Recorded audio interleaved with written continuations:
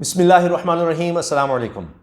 हालात इस नहज पर पहुंचा दिए गए हैं कि ख़ुद इसहाक डार साबिक़ वज़ीर ख़जाना, बल्कि ये कहा जा रहा है कि लंदन से बैठकर वही मईशत के फ़ैसले कर रहे हैं जो कि अब पाकिस्तान बर्दाश्त नहीं कर पा रहा।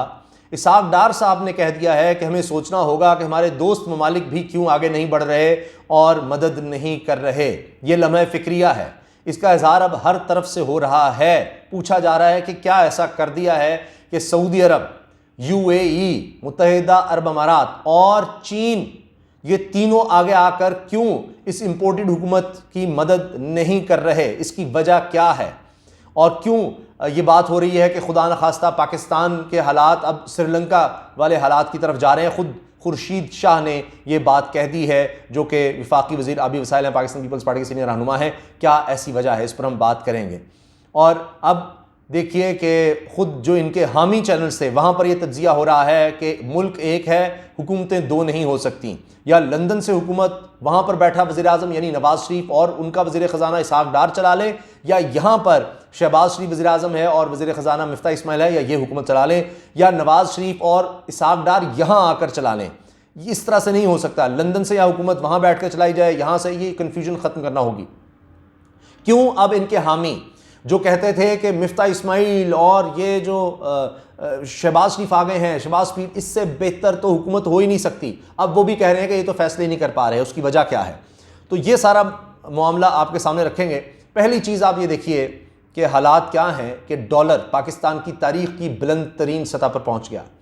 ये उन लोगों के दौर में पहुँचा है जो एक्सपर्ट तरीन माने जाते हैं, चाहे वो आसिफ अली जरदारी हैं पाकिस्तान पीपल्स पार्टी, चाहे वो जमीयत उलमा इस्लाम हो, चाहे इनके साथ दीगर हामी पार्टियां हों, चाहे एमक्यूएम को आप बीच में शामिल कर लें, आप दीगर जमातों को बीच में शामिल कर लें, आप देखें नून लीग, ये सब जमातें हैं। और उनके होते हुए डॉलर पाकिस्तान की तारीख की बुलंद तरीन सतह पर पहुँच गया है। डॉलर ने रिकॉर्ड बना दिया है, 190 से ऊपर चला गया है इंटर बैंक में और 192 से ऊपर चला गया है ओपन मार्केट में। आप सोचिए, और 192 का ओपन मार्केट में वैसे कह दिया गया है, लेकिन वो आपको इतने में शायद मिल ही ना सके।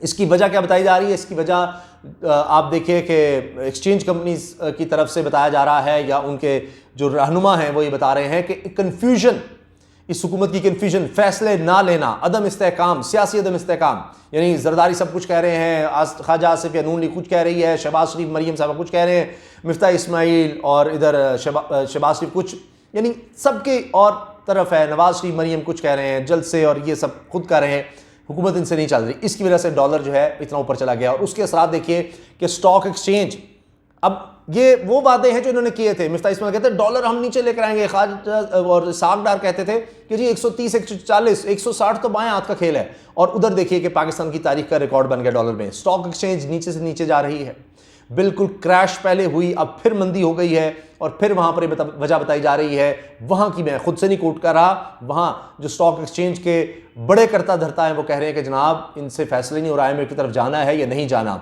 दोस्त ममालिक की तरफ से कोई पैकेज, कोई रिलीफ नहीं अनाउंस हुआ। झूठ बोला गया, एक तो 8 अरब डॉलर का झूठ बोल दिया कि जी IMF उसकी तरफ जा रहा है, और सऊदी अरब जनाब आ रहा है, वो दे रहा है, फलां दे रहा है, कोई अभी तक कुछ देने को तैयार नहीं हुआ।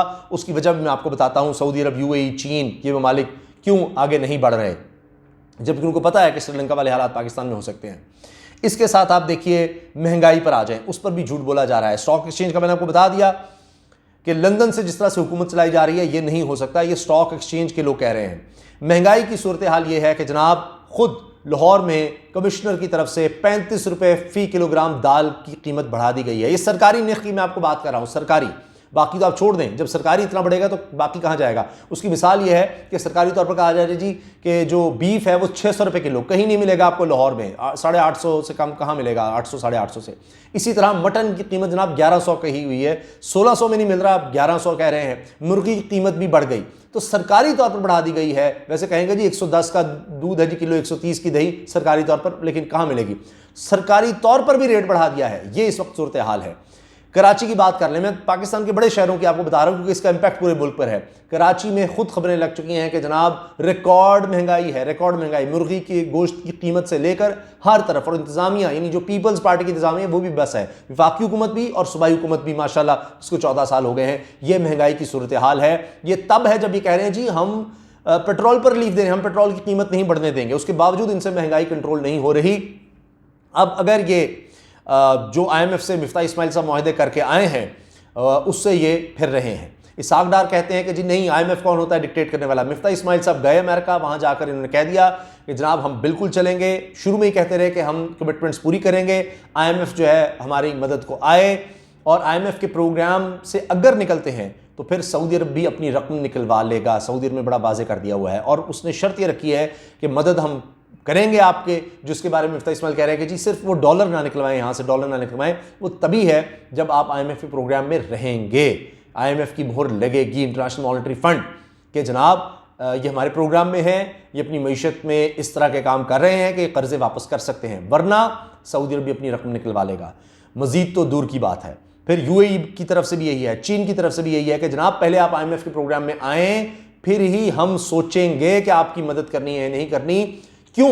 एक तो ये कि पता ही नहीं है जनाब ये हुकूमत कब तक है, तो एक हुकूमत जिसको खुद नहीं पता कि वो कब तक है, खुद कुछ फैसले नहीं कर पा रही कब तक है। कोई कह रहा है जी हम नवंबर से पहले ही चले जाएंगे, कोई कह रहा है कि नवंबर से पहले हम नई हुकूमत ले आएंगे। ख्वाजा आसिफ कह रहे हैं निगरान हुकूमत भी खत्म हो जाए, नवंबर से पहले नई हुकूमत आ जाए, हलफ ले ले नया वज़ीर आज़म। सोचिए ज़रा, यानी अब 10-15 दिन में ही जाने की तैयारी में है। कोई कह रहे हैं नहीं, जरदारी साहब कह रहे हैं कि भाई हम हुकूमत में लेकर आए, हमने सारों को मनाया, इसलिए थोड़ी हमने लोटे बनाए थे, सारों से वादे वईद किए थे कि जनाब 15-20 दिन में ही हम फारिग कर दें। नहीं, इस्लाहात के बगैर नहीं जाएंगे। तो कन्फ्यूजन इतनी है तो कौन मदद को आएगा? IMF के आप बारे में फैसला नहीं कर रहे, कौन मदद को आएगा? और ये इंपोर्टेड हुकूमत नामंजूर के वाले से, जिसमें पूरी दुनिया में रिकॉर्ड बन गया है, जिस तरह लोग निकल रहे हैं, वो भी देख रहे हैं कि इनसे तो फैसले नहीं हो रहे, अवाम की सपोर्ट इनको नहीं है, इसलिए भी जो दोस्त ममालिक भी हमेशा मदद को आते थे वो भी नहीं आ रहे। और आप देखें, एशियन डेवलपमेंट बैंक हो, वर्ल्ड बैंक हो, ये जो मालियाती इदारे समझे जाते हैं, ये भी आगे नहीं आएंगे, इन्वेस्टर भी आगे नहीं आएंगे, वो तो निकल रहे हैं, वो तो जा रहे हैं। जो ऑर्डर्स किए हुए थे वो भी वापस हो रहे हैं, क्योंकि इनसे फैसले नहीं हो रहे। इनको फैसले करने पड़ेंगे, ये आसान नहीं है। मिफ्ताह इस्माइल कहता है जी हम IMF की मानेंगे, हम पेट्रोल पर सब्सिडी खत्म करेंगे, ये वो कह कर आए हैं मिफ्ताह इस्माइल साहब वहाँ। तभी IMF ने कहा कि जनाब बड़ी पॉजिटिव हमारी बातचीत रही है और हम आगे भी कंटिन्यू करना चाहते हैं। यहाँ कह दिया गया जी हो गया, ओहो ज़बरदस्त फलां, अब IMF का प्रोग्राम अगले साल भी चलेगा, 6 अरब से 8 अरब डॉलर तक चला गया। कुछ भी नहीं, उनकी आप प्रेस रिलीज देख लें, और उससे भी ये पीछे हट रहे हैं। अब 18 मई को मुज़ाकरात हैं, 18 मई को IMF से मुज़ाकरात हैं, और अगर 15 मई को पेट्रोल की कीमतें नहीं बढ़ाई जाती, यानी सब्सिडी ख़त्म नहीं की जाती, तो IMF से किस मुंह से मुज़ाकरात करेंगे? और IMF के प्रोग्राम से निकलने का मतलब क्या है, मैं दोबारा दोहराना नहीं चाह रहा। उसका मतलब है सारे मालियाती इदारे गए, आपके तमाम दोस्त मालिक गए, जिनकी इस वक्त ज़्यादा रकम है, ये जो 10.5 अरब डॉलर इस वक्त ज़र मुबादला के ज़खायर स्टेट बैंक के पास पड़े हैं, उनमें ज़्यादातर इन दोस्त ममालिक के हैं। खुदा न खास्ता अल्लाह ना करे कि कहते हैं जी आप IMF के प्रोग्राम में नहीं जा रहे, कोई पता नहीं आपके मुल्क के हालात क्या हो जाएं, हम अपनी रकम निकलवा रहे हैं। तो आप जानते हैं श्रीलंका में क्या हुआ है। वहाँ पर इस वक्त हुक्मरानों के घरों को आग लगा दी गई है, वहाँ पर कर्फ्यू है, फ़ौज बचाने आई हुई है हुक्मरानों को, उनको अपनी बेसिस में ले गई है। वहाँ पर एयरपोर्ट के रास्ते में नाके अवाम ने लगाए हुए हैं कि यहाँ से कोई हुक्मरान भागने की कोशिश तो नहीं कर रहा। ये हालात हैं वहाँ पर। अब रकम श्रीलंका के पास ख़त्म हो चुकी है, वो जो बुनियादी ज़रूरियात ज़िंदगी हैं वो श्रीलंका नहीं ख़रीद पा रहा, जिसमें खुराक है, जिसमें पेट्रोल है, दीगर ज़रूरियात हैं, उनका ख़जाना खाली हो चुका है। और इस वक्त पाकिस्तान में सूरत हाल ये है कि तकरीबन हमारे पास 1 से 2 माह के ज़र मुबादला के ज़खायर हैं जिनसे हम ख़रीदारी कर सकें, जो ज़रूरियात ज़िंदगी हैं। हम ना सिर्फ पेट्रोल बाहर से ख़रीदते हैं, जो ज़रूरत का तेल यानी खाने पीने का तेल है वो, खुराक की कई चीज़ें बाहर से ख़रीदते हैं। बाकी तो अब लग्जरी आइटम, कारें वगैरह, उनका इक्विपमेंट, ये मैं दीगर की तो बात ही नहीं कर रहा, ज़रूरियात ज़िंदगी में बाहर से ले रहे हैं। उसके लिए आप सोचिए कि फ़ैसले करने कितने ज़रूरी हैं। ये लंदन में बैठ कर नहीं हो सकता। जरदारी साहब खुद कह रहे हैं कि बाहर के ओवरसीज़ पाकिस्तानी तो गुमराह हैं। तौबा, तो उनको क्या पता, बाहर बैठे लोगों को क्या पता, जेलें हमने काटी हैं, यहाँ पता चला है पंखे में कैसे ज़िंदगी गुजारनी है, ये सब। तो जनाब ये वो मामलात हैं, गंभीर सूरत हाल है, किस तरह से अब मुल्क को चलाना है यही नहीं इनको पता चल रहा। जो सबसे ज़्यादा माहिरीन समझ जाते हैं कि जी ये तो अनाड़ी है इमरान खान, इसको तो पता कुछ नहीं है, ये इंपोर्टेड है। अब तो यह है इंपोर्टेड भी हैं, सिलेक्टेड भी हैं। हाँ, इमरान खान को सिलेक्टेड कहते थे, इंपोर्टेड नहीं, सिलेक्टेड कहते थे, और ये खुद सिलेक्टेड भी और इंपोर्टेड भी बन गए। और बड़े जो माहिरीन बनते थे, सारा कुछ जी हमें पता है, हमें सारा कुछ आता है। आज भी जरदारी साहब कह रहे थे आउट ऑफ बॉक्स सोल्यूशन मेरे पास है, तो हम कर सकते हैं, नए आने वाले को हालात देखने होंगे। यानी वो शहबाज शरीफ कह रहे हैं तगड़े हो तगड़े अभी नहीं 1.5 साल गुजारना है। कैसे गुजारना है? 14 साल आपने जो सिंध में आउट ऑफ बॉक्स सोल्यूशन लेकर आए हैं वो क्या है? वो कह रहे हैं जी हमें बाहर से तेल नहीं, हमें अपनी बिजली कोई सोलर लगाने हैं। आपने जिस तरह जो किया बिजली बनाने के लिए, जो कारखाने लगाने की कोशिश की, वो जिस तरह से अब जो मौजूदा स्पीकर हैं राजा परवेज़ अशरफ राजा रेंटल, उनको नून लीग की तरफ से कहा गया, वो भी सबके सामने है। 14 साल में आपने कितने लगा दिए सिंध में जनाब सोलर पैनल, कितनी आपने ज़िंदगी उनकी बेहतर बना दी है। काश्तकार वहाँ पर मर रहा है, पानी नहीं है, उसके कितने प्रोजेक्ट आपने वहाँ पर लगा दिए हैं। सोलर के ज़रिए आप पानी निकाल सकते थे और बहुत कुछ कर सकते थे। आप समंदर के पानी को काबिल इस्तेमाल बना सकते थे।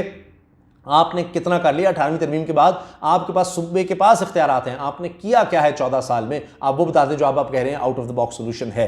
कोई सोल्यूशन इनके पास नहीं है, इन्होंने सिर्फ दावे किए थे, कोई इनके पास हल नहीं है। और यही वजह है कि अब ख़ुद इमरान खान साहब के लोग कह रहे हैं कि जनाब हम जिस तरह से मुश्किल था, शेख रशीद कहते हैं जी हमने तो नज़र आ रहा था कि महंगाई की वजह से हल्कों में जाना मुश्किल हो रहा है। अब लोग कह रहे हैं कि जी इमरान खान तो इनसे 1000 दर्जे बेहतर था, इन्होंने तो आकर और ज़्यादा तबाही मचा दी है। इजाज़त दीजिए, अल्लाह हाफ़िज़।